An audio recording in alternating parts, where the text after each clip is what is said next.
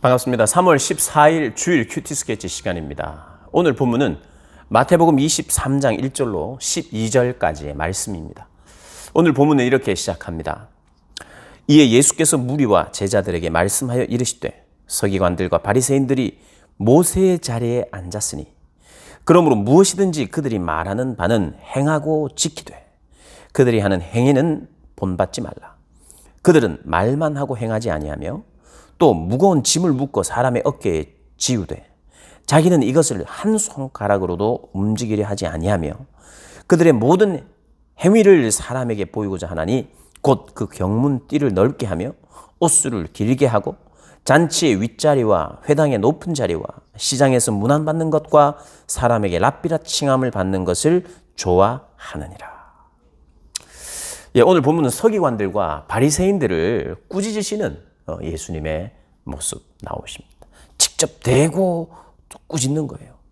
화 있을 진저 하면서 그들에게 이야기를 하는 내용이 23장의 내용입니다.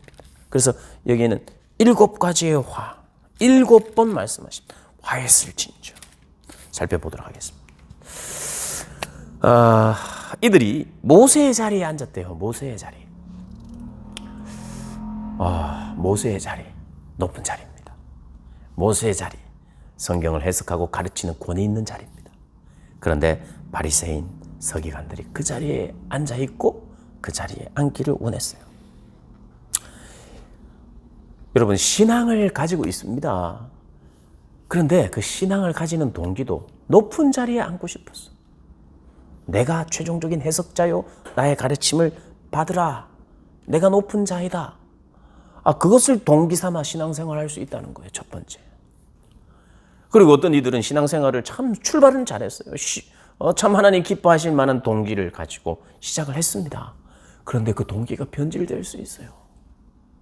처음에는 높아지기 위해서 신앙생활을 시작한 게 아닌데 점점 이 세상의 가치가 계속해서 우리를 무너뜨리려고 침몰시키려고 그렇게 다 살아가니까 나도 모르게 그렇게 변질되어 가는 거예요. 그래서 우리는 참 조심해야 합니다. 변질되지 않도록. 그리고 출발을 내가 잘했는가 돌아보아야 합니다. 그들은요, 예수님이 이렇게 말씀했어요. 그들이 말이 다 맞아요. 근데 그 시대에 말도 맞고 행동도 맞는 사람이 거의 없었던가 봐요. 너무 적었던가 봐요. 그러니까 그들 말은 맞다. 그래서 말은 들어라. 그런데 그들의 행동은 본받지 마라. 이렇게 이야기하셨어요.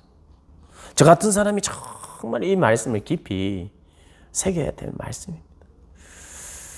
여러분도 마찬가지입니다. 말만 하는 사람이 아니라 행위를 본받게 하고 싶은 자. 내 행위를 누군가가 본받게 하도록 우리가 살아야 하죠. 근데 이들은 이런 금방 읽었듯이 모든 행위를 사람에게 보이려고 하고 있다는 거예요. 모든 행위를 사람에게 어쨌든 보이려고 경문띠 이렇게 머리에 이런 손목에 이렇게 이 상자, 말씀 상자를 이렇게 달고 다니고 사람 나 경건하다. 나 이런 거 지킨다. 이렇게 하면서 다녔어요. 그리고 높은 자리에 있고 싶어서 잔치에 가면 윗자리에 앉고 회당에 가면 높은 자리에 앉고 시장에서는 문안 받고 그리고 사람들에게는 랍비라 칭함을 받고 지도자라는 칭함을 받기를 좋아했대요. 왜 사람에게 보이려고 했을까요? 사람에게 보여서 인정과 사랑과 존중을 받아 결국에는 뭐예요? 높은 자리로. 그게 높아지려고 하는 거예요. 우리의 본성이 높아지려고 하는 거예요. 그리고 사람에게 보여주고 싶어요. 그리고 사람들이 인정하면 더 높아지고 싶어요. 또 높아져서 또 인정을 받고 싶어요.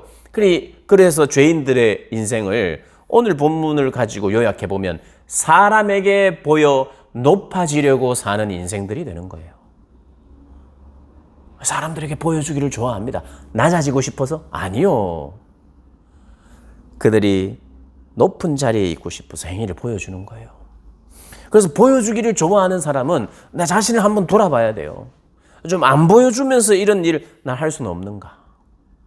내 이름을 내지 않고 하나님만 아시면 된다 생각하고 이렇게 선한 행위를 하면 안 되는가? 나 돌아봐야 돼요. 그런데 지도자라는 이름을 받고 싶고 역시 당신은 달라요. 이런 이야기를 듣고 싶고. 참 이 인생, 우리 인생, 많은 인생들이 이 유혹 가운데 넘어집니다. 넘어져요. 결국 높아지는 자리에 앉는 것이 목표예요. 상징적으로 모세의 자리. 그때는 이제 이 회당에 모세의 자리가 있었대요. 가장 존경받고 가장 하나님의 그 말씀, 율법을 잘 표현하고, 그리고 어떤 면에서는 그래서 모세의 자리, 모세의 계승자라는 거예요. 권위 있는 사람 되고 싶은 거죠.